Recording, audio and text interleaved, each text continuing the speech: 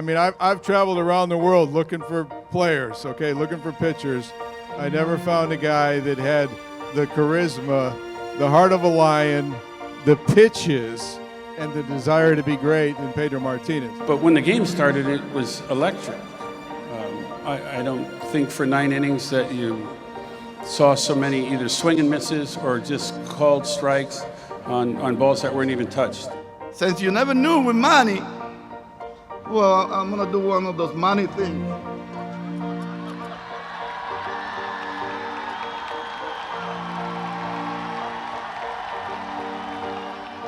I'm feeling so special.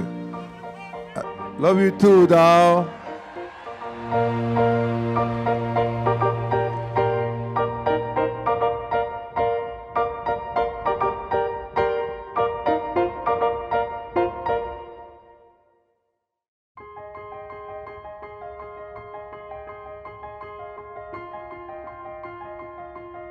We are so thrilled you could be with us tonight.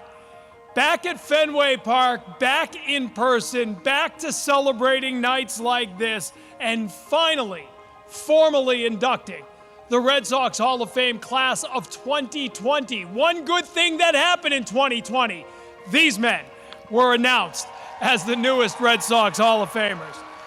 Our first honoree tonight was the club's #2 starter when the team won its first World Series in 1903.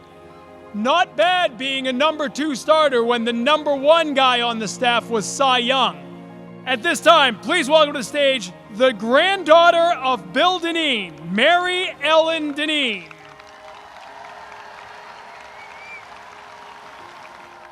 Time now to recognize one of our Hall of Fame inductees. This person never played a game for the Red Sox, so there's hope for all of us. Behind the scenes, this man brought so much talent, which led to so much joy and ultimately a championship for Red Sox Nation. Ladies and gentlemen, please welcome Red Sox Hall of Famer Dan Ducat. Dan, congratulations. Thank you, Tom. It's a great honor. Great club. It's the Red Sox. You played in college. You wanted a career in the sport. When did you realize that getting on the baseball operations side might be something you'd pursue?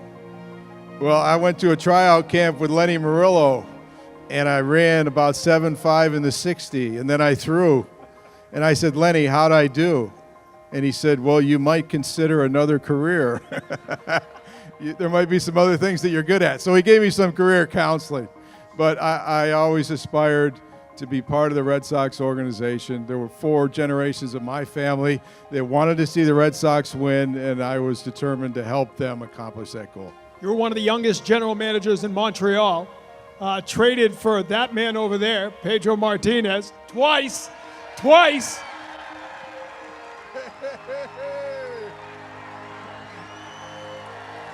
Pedro. So what we're figuring out here, if you want to be a successful general manager, just trade for Pedro Martinez and you'll be okay. Well, I mean, I've traveled around the world looking for players, okay, looking for pitchers. I never found a guy that had the charisma, the heart of a lion, the pitches, and the desire to be great in Pedro Martinez. You know, you talk about, we just saw the flag, the Dominican flair, the passion for the game that whenever Pedro pitched, we saw. There it is. And whenever David Ortiz came up to the plate or Manny Ramirez came to the plate, when you came as the general manager of the Red Sox, there was a history here that not all free agents wanted to come here. It was a checkered past as far as diversity and inclusion. You and the organization set about changing that. It's a great tradition that continues to this day. How proud are you of that legacy that it began as you were here recruiting the best players around the world, wherever they came from, to help this team win? Well, that was probably one of the best things that I could do for the organization and did for the organization, because we had to recruit players from all around the globe to stock the talent pipeline to beat the Yankees. And then when we went to the Dominican and brought the great Dominican players on, then we knew we really had something, because we had a team with flair, and we had a team with talent, and we had a team that the fans could connect with. And these guys knew how to play, right? Manny got key hits. He was the MVP of the World Series. Big Pappy got key hits to get him to the World Series, and then get the hits in the World Series to win. I mean, these guys, they knew what it took to win, and they made the Red Sox a championship organization. Well, we thank you. Congratulations. Dan Duquette, Red Sox Hall of Famer.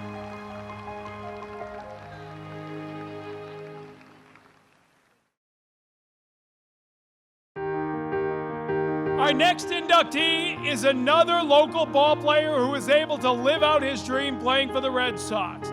He was behind the plate for one of the greatest pitching performances in Major League Baseball history, while also playing a key role in an American League championship team. Red Sox Hall of Famer, Rich Gedman. Listen, you grew up here. What was it like to be in this batter's box on that side, wearing the Boston Red Sox uniform for the team you grew up cheering for in Worcester? It's really hard to explain to people what it's like when there's 34,000 people in the stands rooting for you, and you don't want to disappoint them. So it kind of gives you a little extra motivation. It's like you sometimes don't feel like you're doing it for yourself, but you're doing it for someone else. I think sometimes it's easier. We have a great fan base here, and it's certainly, like I said, it's pretty special to walk up here and get in this box. It kind of feels funny right now, though. 30 years ago, it felt a little different. You caught one of the greatest ever, Roger Clemens. 1986 did something special. 20 strikeouts. By the way, if you don't know the story, almost didn't get to the ballpark in time. Stuck in traffic on Storo. They're ready to name somebody else as the starter. And he says he had one of the worst bullpens he ever had to get ready for that game. I didn't know that he was late. I probably knew something was up, but I probably wasn't paying much attention to it just in the preparation of the game. And then when you go to warm him up, you're going, well, I wasn't really thinking that he wasn't pitching well. We hadn't faced a batter, so I never really worry about how they warm up in the bullpen anyways. But when the game started, it was electric. I don't think for 9 innings that you saw so many either swing and misses or just called strikes on balls that weren't even touched. It was an incredible evening. Certainly I didn't know at the time that he was breaking a record of any sort. The K-men actually put the Ks across right field. I think after you get to about 10 or 12, they kind of all run together. So you really don't notice it that much. And the rest, I guess, is history. 86 in the end, we know what happened. You came so close. But looking back on that team, I think most of us remember what an incredible ride that summer was. Winning the pennant, getting so close. Let's remember, you had the single before Henderson's home run. You were on first base. But that team was special. When you come so close to winning it all and you don't, how do you look back at that season, that team, that experience? When you look back, it wasn't the winning or losing then, although at the time it was very, very painful to take. The players that we had on our team were what made it so much fun. The playing together, the playing for each other, the finding ways to win, to stay encouraged throughout the year, to try to make a difference, and basically win for each other. Oil Can was special. Bruce Harris was special. We had guys who got hurt but still found a way to get it done. It's hard to look back, on 30 years, and then when you look back at it, you think of the guys that you play with and how special they were to you, for you, with you, what they did for you. And sometimes winning and losing sometimes didn't matter, except for the fact that whatever happened, you did it together. It was a great team, it was a great bunch of guys, and certainly a missed opportunity and something you have to live with for the rest of your life. But I wouldn't have wanted to do it any other way except for the outcome maybe being different in Game 7. Now your name will forever be in the Red Sox Hall of Fame. For a kid from Worcester, what does that mean? For someone who grew up in Worcester, Massachusetts, been a Red Sox fan his whole life, I got a chance to play for the Red Sox. I got a chance to coach in the Red Sox organization. I've been through fantasy camps with the Red Sox. I'm a baseball guy vocation-wise. I can't believe that it's me. I can't believe that I'm actually going into a Hall of Fame on the same evening as David Ortiz, who might be the greatest Red Sox player of all time. It's pretty amazing. I watch all the things that have happened here this evening, and I just can't believe I'm a part of it and been a part of it for a long time. So I can't be more appreciative of it. So It's well deserved. Rich Gedman, Red Sox Hall of Famer.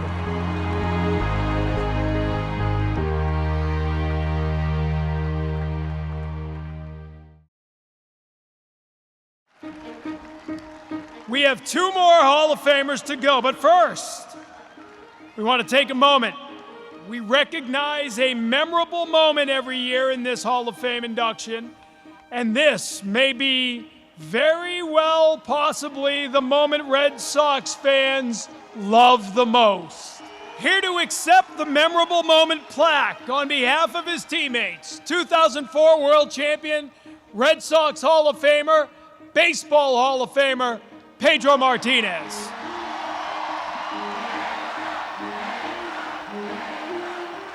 Pedro, that 2004 championship in many ways begins at Yankee Stadium in October of 2003. You lose Game 7, everyone goes off, 86 years. We're all saying, here we go again. You're not saying that. You know what? We had a short memory for defeats, for struggles. And that's what made us idiots. We were the idiots. Remember, we could have easily just throw everything out the window and go, yeah, yeah, yeah, yeah. And that's exactly what we did to the 03 Game 7. Believe me, nobody was more hurt than I was when we lost that game in New York. I think the struggles that we went through, the long wait, the heartbrokens and all that, made us even tougher. And we were tested to the end, to one last pitch. And we were able to come back. And here we have it. Yeah! But it doesn't get any closer. You're down 3-0. It's the 9th inning. You're losing. Teams don't come back from that, Pedro, but you did. Well, you just don't wake up a sleeping lion, especially in a bad mood and hungry. And we were a lion behind the curtains. And nobody knew. Nobody knew how much and how bad we wanted it. David being probably the biggest part of everything we did. If it wasn't for David, he was pretty good in the clutch, wasn't he? oh, believe me, without David, we don't go anywhere. Hey, Big Papi, give me a holler. Right there. Yeah, Big Papi. Woohoo! Boy, am I glad I was there in that restaurant when David was released by the Minnesota Twins. I'm so happy. Did you ever get an agent fee? The Red Sox owe you an agent fee for getting them to sign David Yeah, Ortiz. I don't know why the Red Sox haven't paid me my bonuses as a scout. I scouted David. Nobody has paid me anything, but I got a big ring. It worked out. Uh-oh, we got Sam Kennedy coming over. Oh, my gosh, look at this. David, man, $40. Now I know why the scouting department is always complaining, Dan Duquette. $40 for a guy like David? What were you doing, man? I'm keeping my $40 too. That parade, 2004, that Saturday morning, it was raining a little bit, it was cloudy a little bit. How many millions? Every time, millions of New Englanders come into Boston that morning, and you're right in the middle of it. What was it like? You know what? It is. I think it still is. It's like a dream that you don't wake up ever. But I do remember this huge relief from me, from my shoulders, from my teammates, for the letdowns that we had in previous years, for the 86 years that so many stars like Jastrzemski, Jim Rice, Ted Williams. I mean, all those players, all those great players that went through the organizations and weren't able to to bring it over to Boston. And I was just one of 25 idiots that was out there and was there to bring it over to Boston. To me, making it to the big leagues, being a Hall of Famer, and doing everything I've done in life, I don't think fulfills the moment that I was able to get off the bus and right in front of the clubhouse in the players' parking lot, hand out the trophy to the city of Boston. It is the biggest achievement that I have as a professional, as a baseball player, and probably in life. As a fan, for the fans, thank you, Pedro. Thank you, Boston. I love you. Yeah! The MVP of that World Series was a man who followed a long line of legendary left fielders, one of the most prolific right-handed hitters in team history with a set of antics that made him one of a kind. Manny couldn't be here tonight. I don't know what we should do with the plaque. It's over here, Pedro. Well, I'm going to take it on behalf of Manny. Manny couldn't be here today. Thank you, Boston, for this. Thank you to the organization for this. To all the other inductees on this night. And since you never knew with Manny, well, I'm going to do one of those Manny things.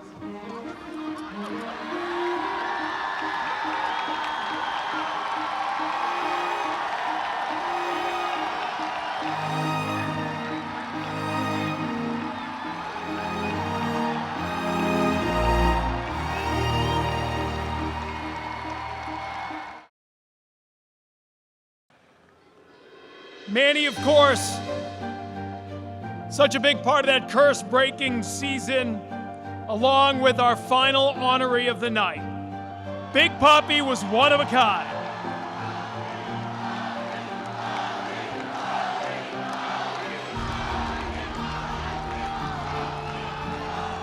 Big Papi, the greatest clutch hitter in the history of the Red Sox.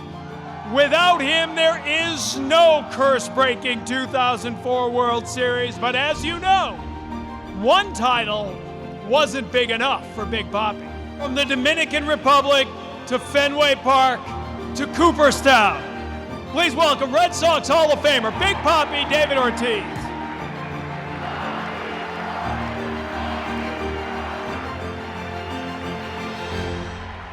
As a guy who grew up in New England, I never would have thought that fans in the Dominican Republic were anything like us here. But you told me at one point while you were playing that you felt home here almost right away. The very first day that I was walking to the plate and I saw the crowd here, I was like, oh, okay. All right, this is how it's gonna be? All right. Like the fans, I can feel the heat. Every at bat I take right here. I can feel these people right here. I can feel their emotion. I can feel their intensity. I can feel how much they want it. And man, I'm telling you, I got so emotional. Like I wanna have the best season that I can ever have in 2004 because of you guys. You win again in 07. You win again in 13. Winning that World Series here. First one at Fenway in 95 years. I'll never forget Game 6. This place was shaking. What was that moment like? What was that championship like? Bringing the trophy back to the finish line of the marathon, what was that like for you? Oh man, that was amazing. Like my compadre Pedro say, you know, we have lived so many great moments in our careers and life. And of course, winning a World Series in 2004 was something that it was extremely special. But in 2013, you know, when everything went down here, God lined everything up for us to be able to win a World Series. That was something that it kind of changed everything mentality-wise. Everything going on. I mean, this city, you guys need to give you guys a round of applause. You know why? I had never seen a city bounce back as fast as we did right here after all. And like I say, I'm always proud to say that I'm part of New England.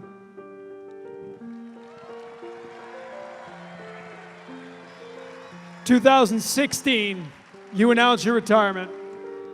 You came back out after that last game, after the playoffs. You were eliminated.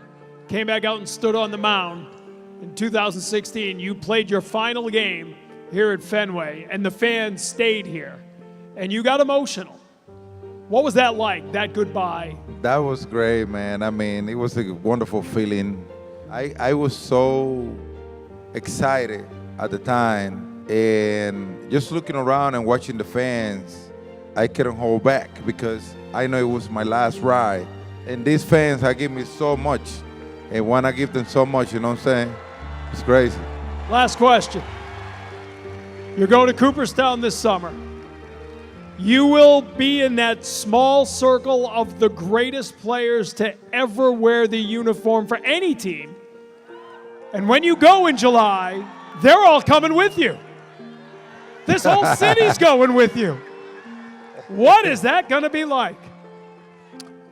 I want Cooperstown to feel the heat.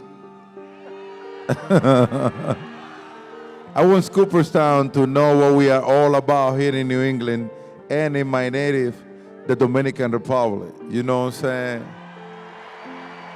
I come from a town where we have so many good people and so many happy people that, you know, all we like to spread all the way around is happiness.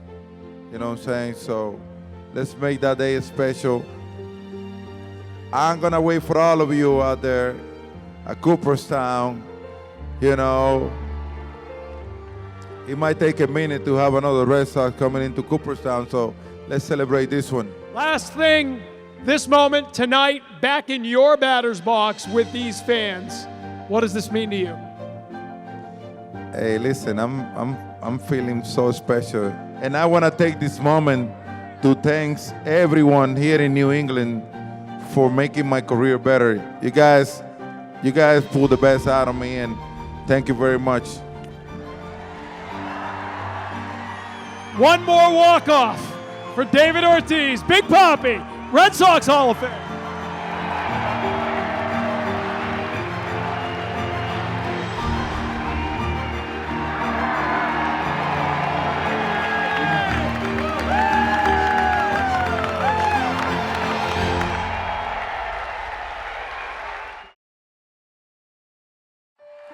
Fans, tonight we welcome back several honored guests and old friends. Because tonight, after 2 years of trying to plan, we finally get to enshrine the Red Sox Hall of Fame class of 2020. Welcome our newest members of the Red Sox Hall of Fame to join us for a ceremonial first pitch. All right, let's see some strikes.